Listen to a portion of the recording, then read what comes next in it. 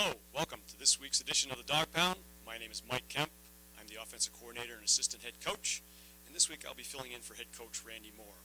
We thought we'd start out with a recap of last week's game against Case Western. We put together a pretty good first half. The score was 14-0 at halftime. We played well on offense, moved the ball, and played some really solid defense. Second half, we ran into some difficulties. Probably the turning point of the game was the block punt. Anytime you give up a block punt, especially one that's returned for a touchdown, that changes the tide of the game. And we finished up with a final score of 35-0.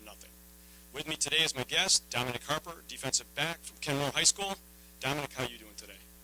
All right, Coach. How about you? Just fine, thanks. Got some questions for us, and here we go.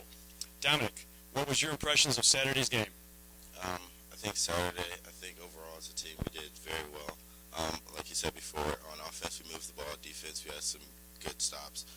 But just overall, our special teams, we have to get better on. And overall as a team, we have to just keep improving every game. From your perspective, what was the changing point in the game for us? The changing point in the game would probably be, like you said, the block punt. That was a big momentum shift. Like, we hung with them all game.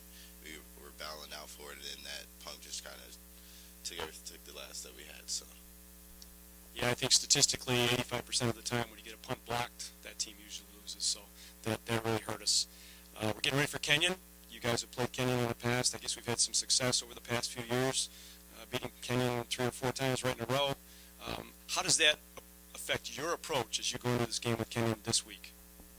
I guess just not get too big-headed, I would say. I mean, yeah, we've beat them in the past, but I believe last game they won. So they actually have one win, and we haven't gotten one yet. So we have to look at that, come out aggressive, and just play football. Yeah, I totally agree. We haven't won a game yet, so we have no business taking anybody for granted, even though we've had success. And that should give us some confidence as we prepare for them. But we still have to understand we got to get a W, and they just got one. So next thing is, how important do you think it is for the team to approach this from a mental perspective of we can't look past anybody and we can't overlook anybody? I would say kind of how Case, I guess, received us. We haven't won a game. They came out 1-0. They're one of the best teams we're going to face, and I don't think they came out like as aggressive as if we were Wittenberg or Wabash, and we hung in the game with them and showed them that we're here to fight. So I think that's what we have to do. We have to just come out aggressive and from the start of the game. So very good. They're kind of in the situation, or we're in the situation that we're in right now. They had a losing streak going. I can't remember how many games in a row they had lost, but they won a game. Now they're feeling good about themselves. We're kind of in the same situation. We've got a losing streak going. We need to get a win so we can feel good about ourselves. What do we need to do this week so we can get that win and start feeling good about Hiram College football? I would say just stay aggressive and stay hungry. I mean, we haven't seen the end zone yet, so on both sides of the ball, defense, if we get a pick, try to take it. If you get a fumble, try to take it to the house, and if it's on offense, go for goat. So. Yeah, we agree as coaches. That was one of our points of emphasis in our meeting this week with Coach Moore. Whether it's on offense, defense, or special teams, we got to score. It'd be nice if we could score in all 3 phases of that game.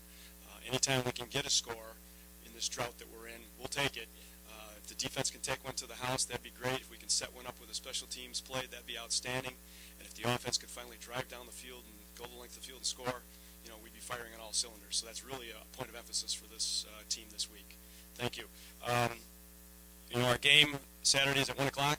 All right, we're on the road against Kenyon. Traveling and playing a midday game, does that present any specific challenges for you as players? Not really challenging. I mean, you got to get focused a lot more earlier, so you have to wake up that extra hour to make sure you're ready to go instead of sleeping in a little bit later like we have been the last 2 weeks since we didn't have to be on the bus till 1. But we just gonna have to do it if we want to be successful. That's what we're gonna have to do. One of the questions I have for you guys, because I've coached in a league where we played mostly day games, which do you guys prefer, playing at night or playing during the day? I would say definitely night games. It takes it back to that Friday Night Lights in high school. Everyone come usually the last game left. Soccer and everyone else usually has more day games than night games. But and then everyone, it's just the feeling, just being out there on the field at nighttime. It's just something about that. Yeah, I agree. What I've seen so far is there's a lot more excitement in the stands. The players are more excited about playing at that point. And I think also you get a bigger crowd because people aren't working during the day. They're able to get out and see the night games, and it makes it a better situation for everybody. The only ones that it doesn't make a better situation for is the coaches. We have to start preparing early the next morning for the next opponent, so it makes a very short night. All right, I want to thank Dominic Harper, our guest today. Dominic, thank you for coming in.